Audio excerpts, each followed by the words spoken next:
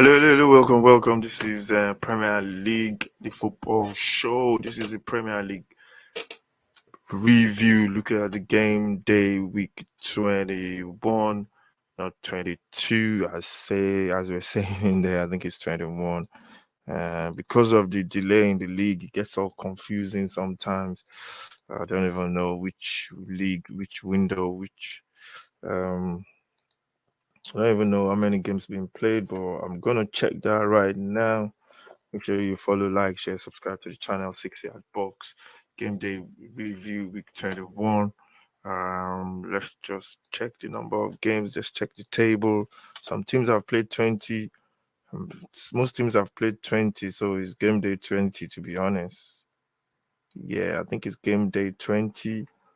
I don't even know. It's game day 20. Tottenham will be playing 21 next tomorrow. So it's game day 21 to be honest. Some teams have played less. But that's the nature of the league this year, man. Everybody's played different number of games. And that's the way it is this year. Let's get into the review. Make sure you subscribe to the channel, 60 at box. If you're new, subscribe, like, share, all that good stuff. Yeah,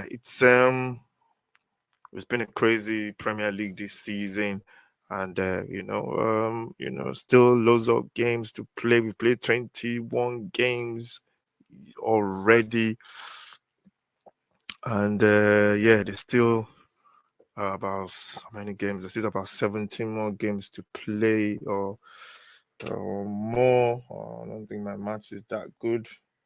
But it's been one hell of a season. And let's get into it quickly. Let's look at the results for this game day 21. Yeah, coming into game day 21 today. There's still one more game to play at when we're doing this. As at the time of recording this. So yeah, we've got Liverpool taking on Chelsea. That was an early kickoff, ended goalless. It was a very poor game. Both sides were really poor. I saw that game. It was just really poor. Modric came on for Liverpool, for Chelsea. Sorry, played really well. Showed the class of the kind of player he is. And yeah, it was good. It was good, but there was no quality in the final third. It ended goalless.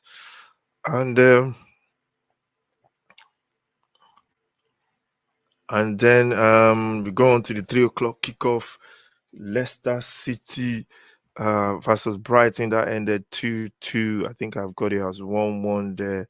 I think that is the wrong result. I've got it at yeah, it's 1-1 there, but it ended 2-2. I think Brian Ferguson or Alex Ferguson, I can't remember his name, the young Brighton striker, getting the last minute goal, the header off the post. And then, yeah, I think Brighton deserved that. Brighton are not keeping clean sheets. I think their season will have been different if they could keep clean sheets, but they've not been keeping clean sheets, and they've been conceding goals left, right, and center. But they're scoring goals as well. They're playing really attractive football. They beat Chelsea last week. Was it? No, they beat Liverpool last week 3-0. And yeah, I think they're doing really well, Brighton. Another game, Leicester on the other hand, I think they managed to go a draw. They stopped the rot in a way because they've been shedding goals as well. They'll be losing games, and that's how you start first by keeping a clean sheet, by trying not getting beat. And I always say the process of a team is first of all stop goals going in, and once you do that, then you can build from that. I think Leicester, they could have won the game, but it was a last minute goal that saw Brighton equalizing. Southampton taking on Villa. Southampton, I think they've turned the corner in the last 2 weeks, but shows how difficult the Premier League is. Aston Villa getting the win, a cross from the right hand side, and you got Watkins the ball into the back of the net. He's a player, as a striker. I think that's his first goal in a while. But if he's a player that just he gets on the ball. If you put the ball in the right area, he's gonna score goals. And then we went on to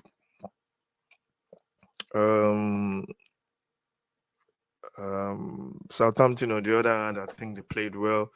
They could have got something out of that game. I think they considered that goal.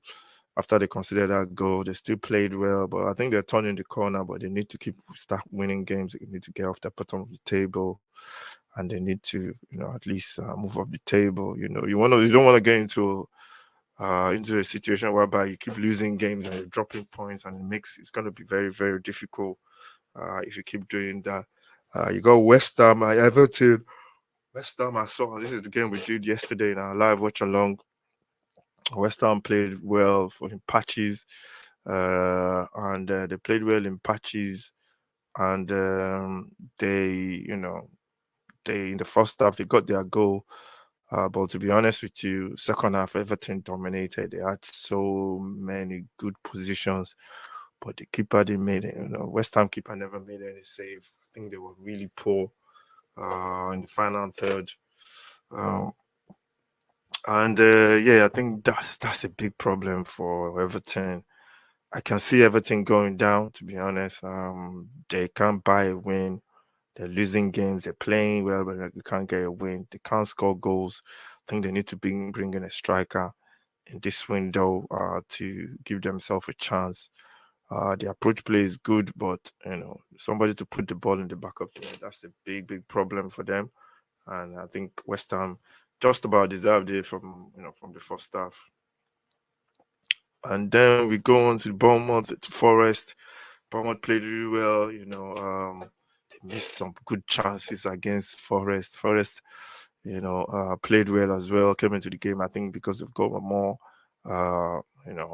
they got the more high-profile squad in terms of all the players they've signed in the summer, and it paid off. It paid off for them. I think they've got that quality there, and they just about got the equalizer towards the end of the game. Bournemouth, I think they're in a very dicey situation now. They need to start picking up points, because this Premier League is what do you call it? It takes no prisoners. If you don't get your act together, you just end up losing games and just losing games, and you get into that pattern where you can't shake it off, and then you find out you're losing 3, 4, 5 games, and before you know it, it's 10. So I think Bournemouth needs to sort themselves out. Forest are moving up the table now. Crystal Palace, Newcastle, a chance for Newcastle to extend that, get themselves in that position in top 4. They drop points as well. Palace, after they get in the last minute draw against United, they they played well in this one as well. But Palace, it's just a case of finding the back of the net sometimes. Newcastle, solid side defensively, they're still one of the best in the league.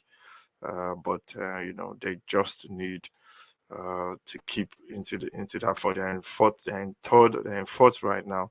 They just need to stay there and keep believing. Crystal Palace, they're going to be mid-table. They're going to be okay. But they need to add goals to their game as well. Man City, Wolves. City had to win to put the pressure on Arsenal to 2 points. City did that. Beat Wolves by 3-0. Haaland with a hat trick. And that's the kind of numbers that boy is putting on the ground right now. It's called, I think that's 25 goals now. You can say he plays for City, but still have to put the ball in the back of the net. Wolves, same old story. Striker, defensively, they are not even the same anymore. I remember when Nuno was there, they were not conceding, but now I think they're just going to survive, basically. Leeds, Brentford. I would say good result for Leeds, because I thought Brentford were going to win this one. It was goalless. We just lacked quality in the final third. I saw little bits and pieces of it. It was just lacking quality in the final third. Leeds, they seems to want to pass the ball into the back of the net. They were in good positions where they can have taken a shot, a goal, but they seems to want to pass the ball into the back of the net, walk the ball into the net, which was a bit surprising. Brentford, they're going to be okay. They're going to be fine. They're going to be mid-table, solid side. Everybody knows what they're doing. They don't concede much. as well. So they're a good team. Then we went on to the game of the week, Arsenal Man United. That was a big, big game. Arsenal, can they extend their points? They did. They extended to 3 points to 5 points. It was a very good game, very tough game as well. I think Arsenal deserved it in the end. They kept putting on Manchester under a lot of pressure. United got the goal first through Rashford on rich vein form. Rashford is hanging in goals. I think that's 7-7. I think. But Arsenal have shown they've got the Cowonies this season. As a Tottenham fan, we're all waiting for them to, to explode or implode or whatever. But they're proving everybody wrong, and Leicester have done it before. They can go on and win it, but it's gonna be tough. It's gonna be tough. I think with City, they got to play City twice, and Arsenal injuries as well. If they get any injuries, that might be a problem for them. And yeah, they're playing well, and they deserve to be top of the table, no doubt. But I've been really, really impressed with the way they play. They put City under a lot of pressure. Put United under a lot of pressure today. You can tell the goal was coming. United, they were just defending deep, defending deep. They were not pressing the ball. When you're defending a low block as well, there comes a time that where you have to press as well. You can see today the wingers, Saka and Martinelli, were stretching the Manchester back full backs, and they were coming inside. Your midfielders you can tell United in midfield were weak, and that's what makes the difference in the end. Saka scoring a cracking goal, and Nketiah getting the winning goal. So yeah, Arsenal deserve. They're going well. They still keep winning. They got Everton next. I think they'll beat Everton. After Everton, I think they got Brentford. I'm not sure. And I think it's those games that you think they're not going to win. Sorry, those games they're going to win. They might drop points. We've seen them drop points. I think it was against Southampton. I think uh, earlier in the season. But they're a good team, very good team. And we'll see what happens. Still a long way, halfway through the season. We'll see what happens. Then United, on the other hand, yeah, they just got to improve. They got to improve they got to improve their what do you call it, the squad. You can tell they've signed a lot of players, but they still need to get rid of. I think some teams you can tell they just don't have that quality to go to the next level. So yeah, good win for Arsenal there. So let's look at the table. So far, Arsenal still top. 50 points. They've considered 16, scored 45 goals plus 29. They've lost one game, 2 draws, win 16. So it's been a very good record. City played 20. Arsenal have a game in hand. The City played 20. They've lost, win 14, lost 3, drawn 3. They've scored 53 goals, 20 goals against. 33 plus 33 might come down to goal difference in the end. They got 45 points, 5 points behind Arsenal have that game in hand against City. So yeah, it is going to be a chase down from City. I think City, they've got the squad, and it's going to be interesting to see Arsenal. Arsenal, they've been at the top for a long time. Arsenal, we'll see how they go. They're doing really well so far. Newcastle are third as well. They got 39 points, dropping points against Palace. They wouldn't want that. They're third now on that 9-point goal difference ahead of Manchester United because they got 22, and United has got +7. Then comes Tottenham. Tottenham are still in fifth.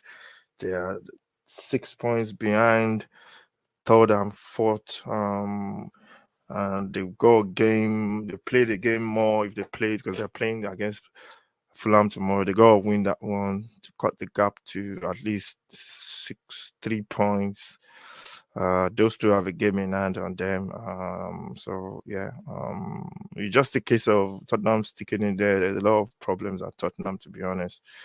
I think at least from the reports coming out, there's a lot of problems, but I think it all comes down to winning football matches. If you keep winning, if you win games, nobody will be talking about the problems anymore. So I think Tottenham should just get back to playing football game and winning. We need to start winning games as well. We've considered a lot of 30-something goals already.